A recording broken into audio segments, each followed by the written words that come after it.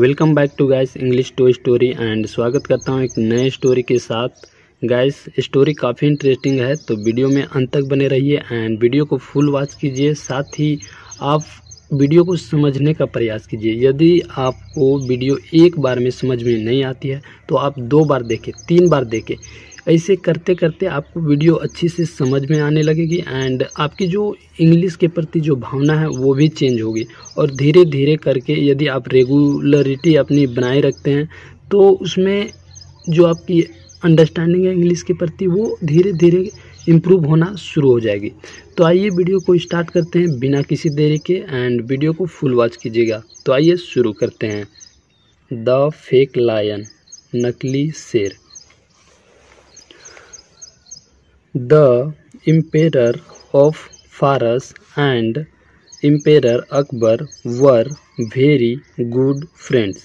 यानी कि जो फारस के शासक हैं एंड जो अकबर हैं वो एक अच्छे दोस्त हैं। अब यहाँ समझते हैं कि वर किसके लिए आया। वर यहाँ इसलिए आया है क्योंकि जो एम्पेरर फारस हैं एंड जो अकबर हैं वो 2 लोग हैं, इसके लिए यहाँ वर आया है। यदि इनमें से कोई एक रहता, या तो अकबर रहता या फारस के शासक रहता, तो यहाँ हम वाज का यूज करते हैं। चलिए आगे देखते हैं। They would often send jokes and riddles to each other. दे किसके लिए आया है? दे इन दोनों के लिए आया है। वुड ओफन मतलब ऐसा किया करते थे, अक्सर ऐसा किया करते थे। क्या किया करते थे? सेंड वो भेजा करते थे, क्या? जोक्स एंड रिडल्स, ये इसका अर्थ होता है पहेलियाँ।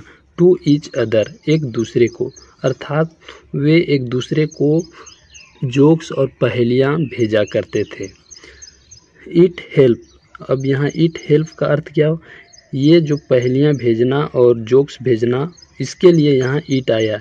तो हेल्प उन्हें मदद करता था, यानी कि मदद करता था। देम किन्हें? उन दोनों को।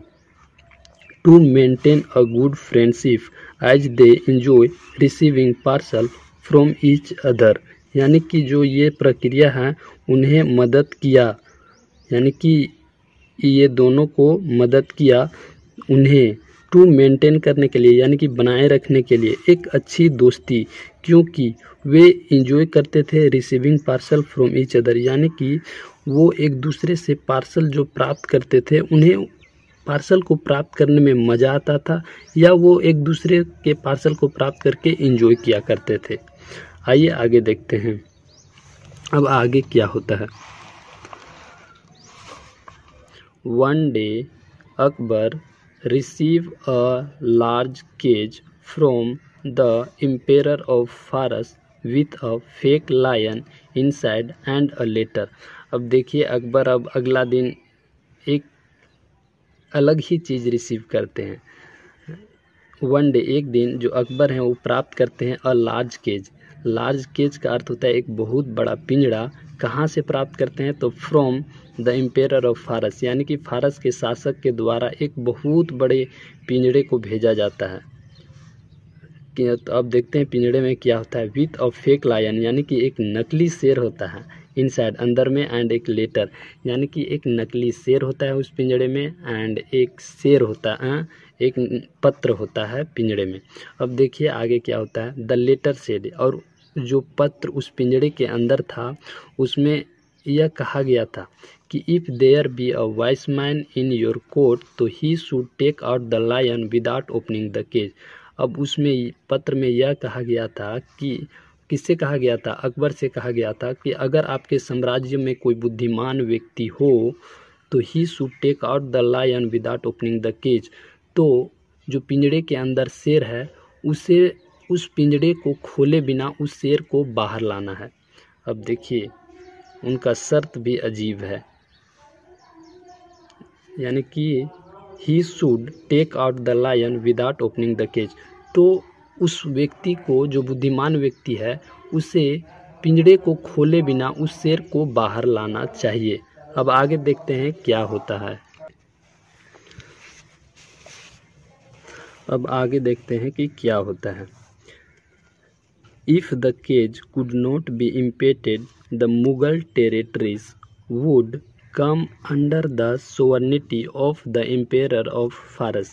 देखिए अब क्या कहा जा रहा है पत्र में, अगर उस केज को खाली नहीं किया जा सका तो जो मुग़ल टेरिटरीज यानी कि जो मुग़ल साम्राज्य है, मुग़ल प्रदेश है, टेरिटरीज का अर्थ होता है प्रदेश, क्षेत्र, वुड कम मतलब आ जाएगा, अंडर किसके under, the sovereignty of the emperor of फारस, यानी कि वो सोवर्निटी का अर्थ होता है संप्रभुता या अधिपत्य, यानी कि जो अगर ऐसा नहीं कर पाते हैं तो वो जो मुग़ल साम्राज्य है वो फारस के शासक के अधीन आ जाएगा या उसके संप्रभुता में आ जाएगा। अब देखिए आगे और क्या स्टोरी की बात अब आगे बढ़ती है। Akbar cast an anxious glance over all his courtiers one by one। अब अकबर तो चिंतित हो गए उस प्रश्न को सुनकर। अब आगे क्या करते हैं देखते हैं। अकबर ने अनैक्सियस का अर्थ यहाँ मतलब चिंतित भी होता है, थोड़ी नाराज़गी भी होती है, बट यहाँ जो अनैक्सियस का अर्थ है वो उत्सुकता पूर्वक, यानी कि जो अकबर है वो उत्सुकता पूर्वक अपने सभी ओवरऑल कोर्टियर्स यानी कि वो उत्सुकता पूर्वक अपने सभी दरबारियों पर एक दृष्टि डालता है, एक एक करके वो अपने सभी दरबारियों पर अपनी दृष्टि दौड़ाता है। देन सेड फिर वो कहता है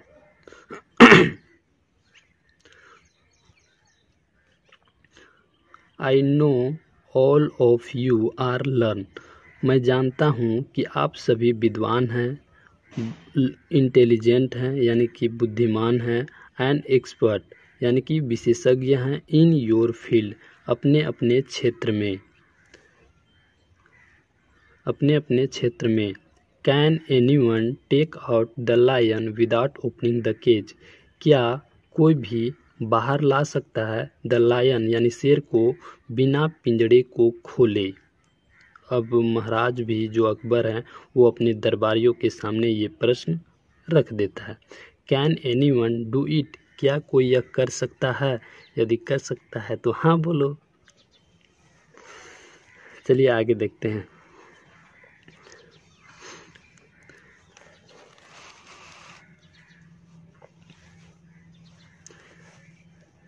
ही अगेन लुक यानी कि जो शासक हैं अकबर फिर से उन्होंने अपने दरबारियों की ओर देखता है, एट हिज कोर्टियर एक्सपेक्टिंग यानी कि जो अकबर हैं वो अपने दरबारियों की ओर फिर से एक आशा भरी निगाहों से अपने दरबारियों की ओर नज़र डालता है। अब क्या देखते हैं, देखिए आगे क्या होता है। Every one set frozen in their seat यानी कि जो सभी लोग थे ना, जो सभी दरबारी थे वो सभी यानी कि जमे हुए थे, यानी जमकर बैठे हुए थे अपने सीटों में, यानी कि उनको जकड़ लिया था या जमकर बैठे थे। All of them looked image यानी कि जो सभी थे वो कैसे नज़र आ रहे थे, एमेज यानी अचंभित नज़र आ रहे थे, यानी भौकाल हो गया था उनके सामने कि ये प्रश्न सुनकर। एंड एम्बैरेस यानी वो शर्मिंदगी महसूस कर रहे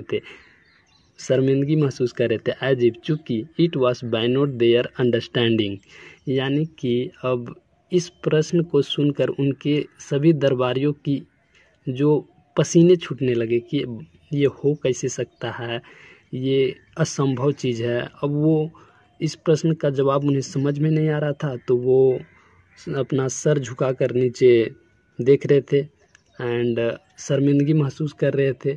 जब भी हमारे साथ भी कभी होता है कि जब हम किसी भी प्रकार के प्रश्न का आंसर नहीं जानते हैं तो हमें थोड़ी अजीब सी लगती है या अपने आप में नाराज़गी लगती है, उसी प्रकार इन सभी दरबारियों के साथ हुआ, मंत्रियों के साथ हुआ।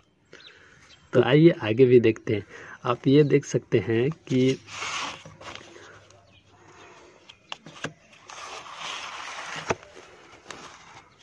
आप ये देखिए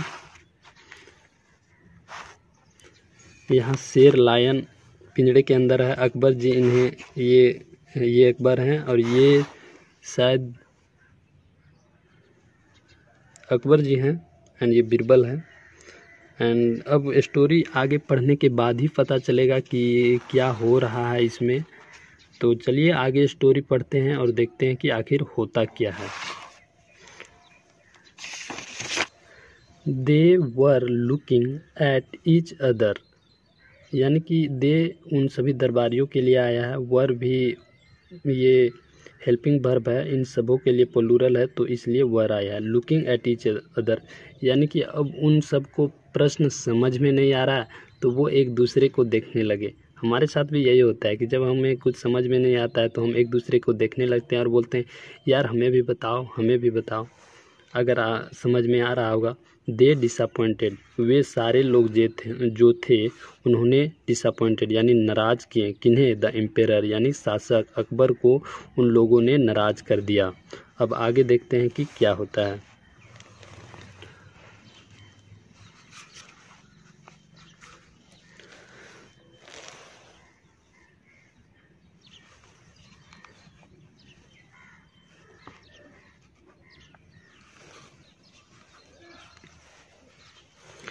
दैट डे यानी कि उस दिन, Birbal was absent in the court, यानी कि जो बीरबल था उस दिन अनुपस्थित था दरबार में। He was engage in some official work elsewhere, अर्थात जो अकबर था जो बीरबल था वह व्यस्त था। इंगेज का अर्थ होता है व्यस्त या कुछ कोई काम कर रहा होगा। इन सम ऑफिशियल वर्क यानी सरकारी काम में कहीं वो व्यस्त था। अब आगे देखते हैं।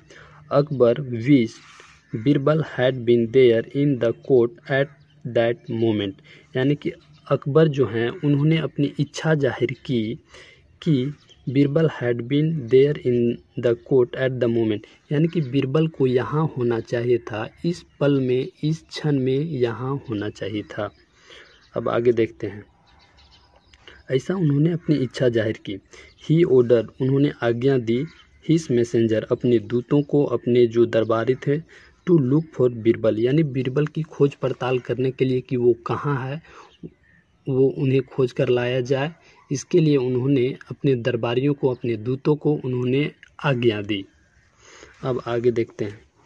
द नेक्स्ट डे, अगला दिन, Birbal was sitting on his throne rather relax. अब जो अगला दिन था वहाँ अकबर जो थे वो बैठे हुए थे ऑन हिज थ्रोन, अपने सिंहासन पर, रादर रिलैक्स यानी कि वो बिंदास बैठे थे कि अकबर यानी कि बीरबल आएगा और इसे सोल्व करेगा। उन्हें कोई चिंता नहीं थी, वो बिंदास बैठे हुए थे। All the seats were occupied, जितने भी उस दरबार में सीट थे वो यानी कि ऑक्यूपाइड बाय द कोर्टियर्स, यानी कि उनके दरबारियों के द्वारा, यानी कि उन सीटों पर भर गया था, यानी वो बैठ गए थे। वन वाज अनऑक्यूपाइड, यानी कि उनमें से एक जो सीट था वो खाली था। एज, क्योंकि Birbal had not yet arrive, क्योंकि बीरबल अब तक नहीं आया था। जब भी हम येट का उपयोग करेंगे उसके साथ परफेक्ट टेंस का ही प्रयोग करेंगे। आगे देखते हैं। देन, तब या फिर, बीरबल इंटर द कोर्ट, यानी फिर बीरबल जो है वो दरबार में प्रवेश करते हैं। ही वॉन्ट, यानी कि वो सर झुकाते हैं। एंड सेड, और कहते हैं जहाँ पना। बहुत सारे लोग जहाँ पना का मीनिंग पूछते हैं, बट बहुत जहाँ पना का अर्थ ही होता है नमस्ते, यानी कि जब हम पहली बार किन्हीं से मिलते हैं तो सबका अलग अलग होता है, उसी प्रकार उनका जहाँ पना था। अब जहाँ पना, आई एम हेयर प्रजेंट, मैं यहाँ उपस्थित हूँ। इन योर सर्विस, यानी आपकी सेवा में मैं उपस्थित हूँ। What are the order for me, मेरे लिए आपकी क्या आज्ञा है, या मेरे लिए क्या आज्ञा है, मैं आपकी सेवा में उपस्थित हूँ। चलिए अब आगे देखते हैं कि स्टोरी में क्या मोड़ आता है।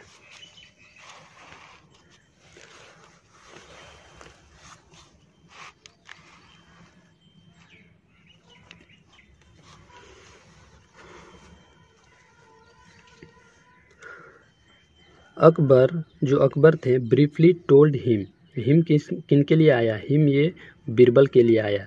तो Akbar briefly told him the whole matter and handed him the Persian या फारसी एम्पेरर्स लेटर, यानी कि जो अकबर थे उन्होंने ब्रीफली मतलब संक्षेप में होता है, टोल्ड यानी बता दिया, हिम किसे, बीरबल को, द होल मैटर यानी सारे मैटर उन्होंने बीरबल को बता दिया, एंड हैंडेड यानी उन्हें दे दिया, हिम द फारसी जो फारस के शासक के द्वारा जो लेटर भेजा गया था उन्हें दे दिया। Birbal read the letter, Birbal अब पत्र लिया और उन्हें पढ़ा। तो the letter and cast an eyeful glance at the cage, यानी कि जो बीरबल है वो पत्र को पढ़ता है और एक नज़र उस पिंजड़े की ओर डालता है जो किन्हीं के द्वारा उस प्रश्न का जवाब नहीं दिया गया था, जो फारस के शासक के द्वारा भेजा गया था, उस पिंजड़े की ओर नज़र डालता है। अब आगे देखते हैं कि क्या होता है। बीरबल है कॉल्ड अ सर्वेंट, जो बीरबल है वो एक नौकर को बुलाता है and ordered a heated iron rod to be brought, यानी कि बीरबल जो है एक नौकर को बुलाता है और उसे आज्ञा देता है एक हीटेड यानी कि गर्म आयरन यानी लोहे की रड यानी कि एक गर्म लोहे की रड को लाने की आज्ञा देता है। द सर्वेंट इंस्टेंटली ओबिएड, और जो नौकर था वो बीरबल की बात को जल्दी ही मान जाता है। Birbal touch the lion with the heated iron rod, और जो बीरबल है वो उस शेर को उस गर्म लोहे की छड़ से टच करता है, हीटेड आयरन रड से उस शेर को टच करता है। द लायन मेटल स्लाइटली, और जो लायन था यानी कि जो पिंजड़े के अंदर जो शेर था वो मेटल्ड का अर्थ होता है पिघलता है, स्लाइटली मतलब थोड़ा, एट दैट प्लेस, यानी कि जो बीरबल है वो उस गर्म की लोहे की छड़ को शेर के ऊपर जहाँ रखता है वहाँ थोड़ा सा पिघल जाता है। ही कंटिन्यू, वो लगातार सटाता रहता है, continue touching until the whole lion मेटल, वह उस गर्म लोहे की छड़ को उस शेर में उस समय तक सटाता है या उस समय तक मतलब सटाते रहता है जब तक कि सारा जो ये लायन जो है वो पिघल नहीं जाता। का द पर्शियन कोर्टियर्स, जो फारसी जो दरबारी था, was greatly impress by Birbal brilliance, यानी कि जो फारस के शासक के द्वारा जो पत्र और उस पिंजड़े को लेकर आया था वो ग्रेटली इम्प्रेस्ड हो गया, यानी कि बहुत ज़्यादा ही खुश हो गया। किसके द्वारा? बाय बीरबल ब्रिलियंस, यानी कि बीरबल की ब्रिलियंस यानी कि बीरबल की प्रतिभा को देखकर वो बहुत ही ज़्यादा खुश हो गया। अकबर आस्क, अब अकबर पूछता है, यानी कि किनसे पूछता है? बीरबल से पूछता है कि how did you know that the lion was made of wax, तुम्हें यह कैसे पता था कि जो पिंजड़े के अंदर जो शेर है वो मोम का बना है। अब आगे देखिए क्या होता है। अकबर के इस प्रश्न का जवाब देते हुए बीरबल कहते हैं कि हुजूर, रिप्लाई बीरबल, यानी कि बीरबल रिप्लाई करते हुए कहते हैं according to the letter the cage was to be emptied without opening it, यानी कि पत्र के अनुसार यह कहा गया था कि जो ये पिंजड़ा था उन्हें खाली करना था बिना खोले, यानी कि जो पिंजड़े के अंदर जो शेर था उन्हें निकालना था बिना पिंजड़े को खोले। अब आगे देखते हैं क्या होता है। It said nothing about the lion being kept intact, उस पत्र में यह नहीं कहा गया था कि पिंजड़े के अंदर जो शेर है वो बरकरार रखा जाए, यानी कि सुरक्षित रखा जाए, उन्हें तोड़ा नहीं जाए, ऐसा पत्र में बिल्कुल नहीं कहा गया था। उसमें यह कहा गया था कि बस शेर को बिना खोले पिंजड़े से बाहर लाना है। अब आगे देखते हैं कि क्या होता है। आई जस्ट ट्राई, किसे वो बीरबल के लिए कि मुझे जस्ट तुरंत ट्राई, मैंने ट्राई किया, अन आइडिया, हमने तुरंत एक आइडिया ट्राई किया कि दैट इट माइट, कि हो सकता है बी मेड ऑफ वैक्स, कि ये जो पिंजड़े के अंदर जो शेर है वो शायद मोम का बना हो। ऐसा उन्होंने अकबर के प्रश्न का जवाब देते हुए उन्होंने ऐसा कहा। अब आगे देखते हैं क्या होता है। द पर्शियन कोर्टियर, जो फारसी दरबारी था, रिटर्न टू हिज कंट्री, वो अपने देश को लौटता है और टू टेल, और बताता है वन मोर स्टोरी, एक और कहानी ऑफ बीरबल ब्रिलियंस, यानी कि अपने देश को लौटकर जो फारसी दरबारी था वो अपने राजा यानी फारस के शासक को उन्होंने एक नई स्टोरी बताता है। किसकी? तो बीरबल की तेज बुद्धि की, बीरबल की प्रतिभा की। तो गाइस वीडियो काफ़ी लंबी है बट काफ़ी इंटरेस्टिंग है, एंड वीडियो अच्छी लगी हो तो वीडियो को लाइक करें, एंड वीडियो में जिस भी चीज़ की कमी हो आप कमेंट कीजिए, एंड मैं उसे अगले वीडियो में सुधारने का प्रयास करूँगा। तो गैस वीडियो अच्छी लगी हो तो लाइक करें, शेयर करें, कमेंट करें। मिलते हैं नेक्स्ट वीडियो में। जय हिंद।